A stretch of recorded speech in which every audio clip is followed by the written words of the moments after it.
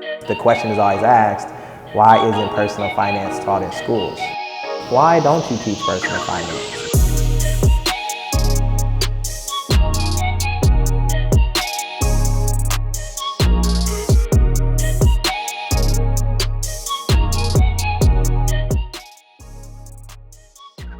We'd love to hear a little bit of the story that you were talking just there about, and then maybe kind of your vision of what you see coming forward.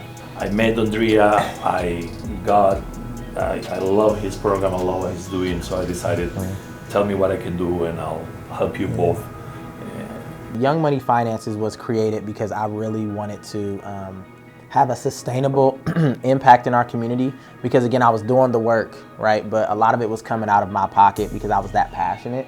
But being connected to, I would say, the right people that seen the vision for it, because for me, I just seen what was in front of me, where they were like, you have to make sure that this is sustainable because communities need it. It's like, you should make it a nonprofit. I was like, what is that? Right? Because I'm just so, again, the grassroots, on the ground doing the work. William, who's our videographer, but teaches investing, he teaches the process of investing, right? So that our students know that there's a process. It's not like, oh, I'll talk to Randy and then he's gonna make me a billionaire tomorrow. That is not our goal. It's for them to understand, like, it's a process, so let's help you develop patience, but more importantly, empower our youth to make, I would say, healthy financial decisions, knowing that they can become educated in their experience. So we're all about financial education as a whole. Where are your students coming from? How are you meeting them? Yes, so we work with students. The great thing I love about what we do is we work with all students, black, brown, white.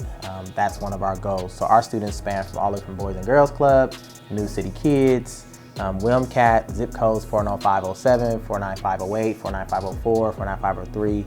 I have a report that's on our website where we literally serve kids everywhere. We're working with the Jack and Jill program. Being part of what we do with this West Michigan Edward Jones Foundation going forward is we always focus on youth and financial literacy and volunteerism, and now we want to bring in diversity and inclusion and ways to build that up into our industry.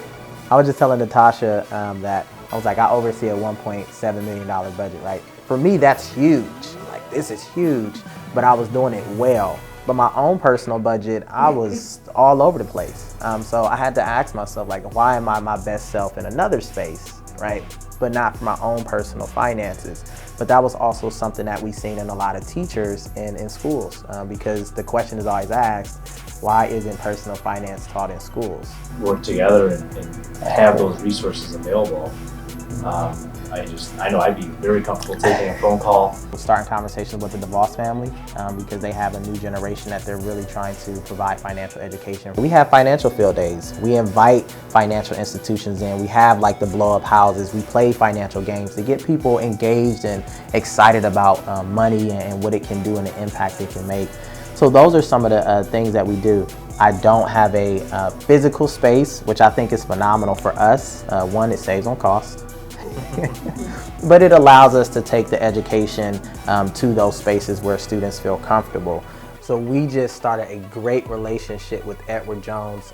We're going to partner together to really figure out how do we help our kids plan, prioritize, pay, and see if that's something that they want to be. We know that financial advising is essential and important because then they can help the community start to build wealth. So again, I'm excited about this partnership.